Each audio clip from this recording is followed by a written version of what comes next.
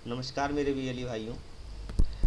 ये video ITR filling के लिए है कि आईटीआर हमें कैसे फिल करना है। बहुत से लोग हैं जो कंफ्यूज हैं कि वीएलई आईटीआर फिल कर सकता है या नहीं कर सकता, या वीएलई किसी का आईटीआर फिल कर सकता है या नहीं कर सकता। तो मैं उन्हें क्लियर कर दूं कि वीएलई अपना आईटीआर भी अपने पोर्टल से फिल कर सकता है और सिटीजन जो और लोग हैं उनका भी आईटीआर अपने पोर्टल से फिल कर सकता है। अब जैसे कि मैं एक बात आपको बताना चाहता हूँ। ये देखिए, ये हम मेरा पोर्टल है, ठीक है। यहाँ पर कभी कभी कुछ लोगों का टीडीएस आता है, जिनका टीडीएस कटता है। यहाँ पर टीडीएस आता है, ठीक है।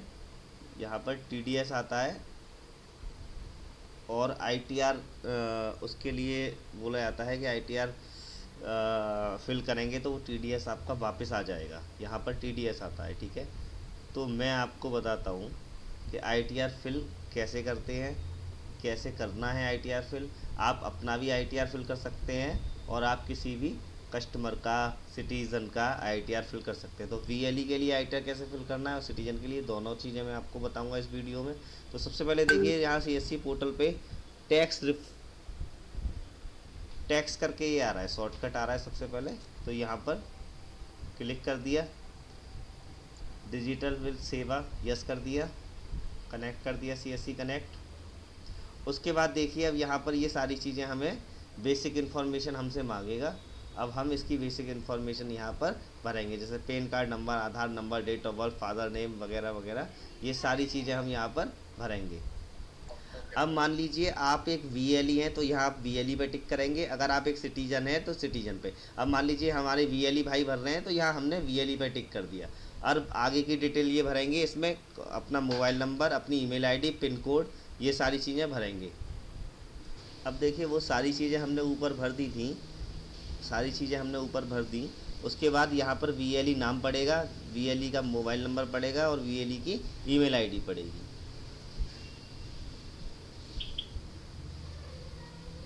अब यहाँ पर आपको अपना जो मेन अकाउंट है आपका वो डालना है, ठीक है। यहाँ पर आपका अकाउंट नंबर पड़ेगा। अब देखिए, यहाँ पर हमने बैंक अकाउंट डिटेल डाल दी। अब नीचे ये चीज़ है, मान लीजिए कोई सैलरी वाला है तो उसकी सैलरी पे हमें यस करना है, अगर सैलरी नहीं है तो नो करना है। और मान लीजिए मैं एक बीएलई की भर रहा हूँ और कैपिटल गेन ट्रांजैक्शन, मतलब अगर उसका कोई कैपिटल, मतलब उससे खेती वेती से कोई इनकम होती है तो वो यहाँ पर यस करना है, अन्यथा नो करना है।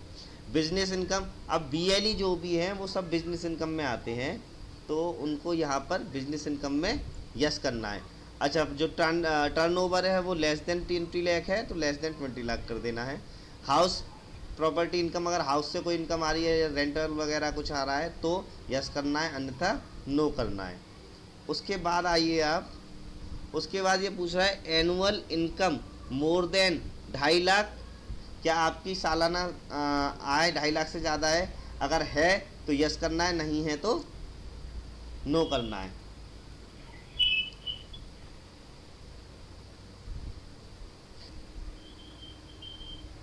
अब उसके बाद आइए यहाँ पर रीमार्क में,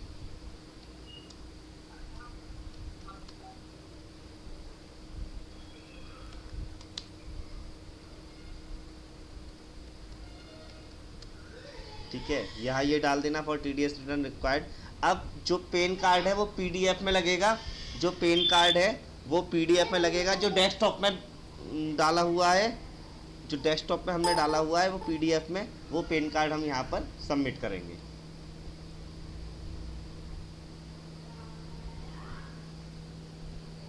ये पेन कार्ड आ गया।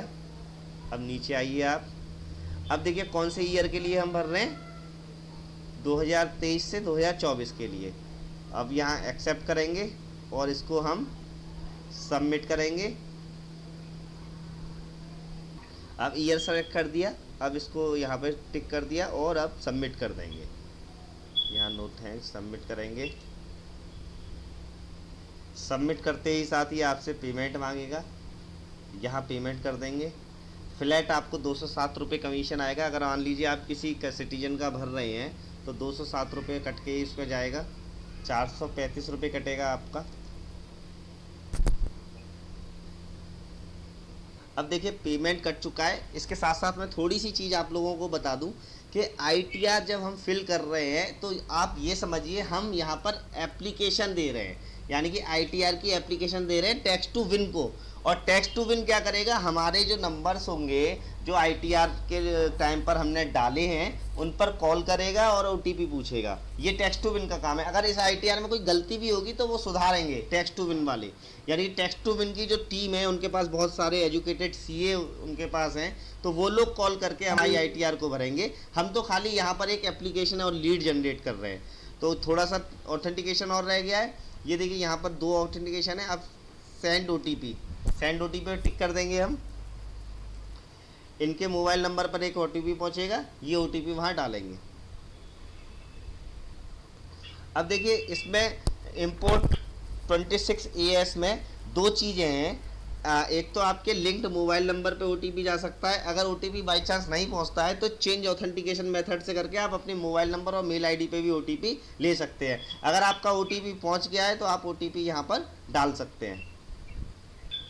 अगर ऐसा होता है कभी कभी वेरीफाइड का ऑप्शन नहीं आता तो आप चेंज ऑथेंटिकेशन मेथड करके ITD कर देंगे। यहाँ पर ITD कर लेंगे, ITD पर क्लिक करेंगे और कंटिन्यू कर देंगे।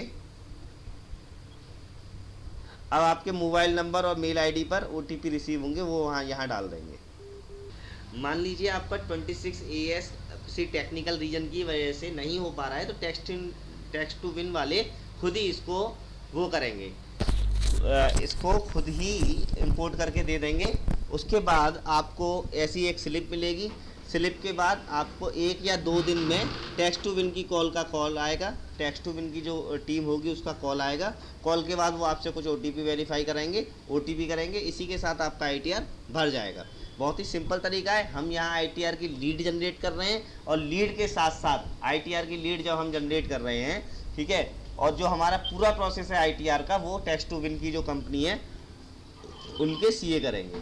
ठीक है, तो थैंक यू। बहुत सिंपल प्रोसेस है और एक अच्छा कमीशन है। 207 रुपये एक ITR में बच रहे हैं। उसके साथ साथ जब आपके नंबर्स ऑफ ITR ज़्यादा होंगे तो आपके डिस्ट्रिक्ट मैनेजर ने आपको भेजा होगा कि उस पर कुछ इनाम भी है आपके लिए। तो थैंक यू, धन्यवाद।